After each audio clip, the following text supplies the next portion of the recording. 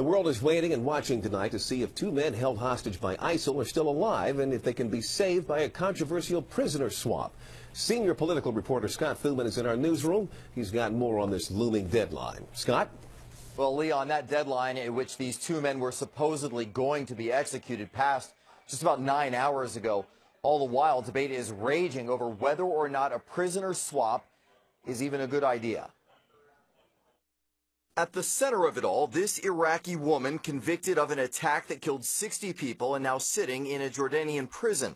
Islamic State terrorists want her released if they are to spare the lives of a Jordanian pilot and a Japanese journalist. This from a video plea earlier this week. It is me for her. What seems to be so difficult to understand? Officials in Jordan say they are willing to make the swap, but it also means going against its policy of negotiating with terrorists. The U.S. once again pressed on its take. Every country has the ability and the right to make decisions. We have our own positions, our own views that are well known, and there's reasons behind them. But the pressure to concede is intense, to say the least. This, an emergency governmental meeting in Tokyo. There are protests and family members pleading. Muaz's blood is precious. It's precious, and it represents the blood of all Jordanians.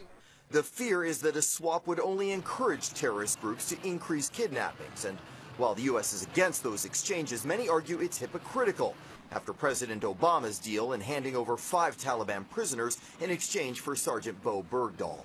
We felt like it was the appropriate thing to do. The president's bedrock commitment as commander-in-chief is to leave no man or woman behind. That's the principle he was operating under. Now, the earlier demand by ISIL was a ransom of $200 million. This push now for a swap is the first time that the group has publicly demanded a prisoner exchange, and many people say would be seen as a victory for ISIL. Leon? All right, thank you, Scott.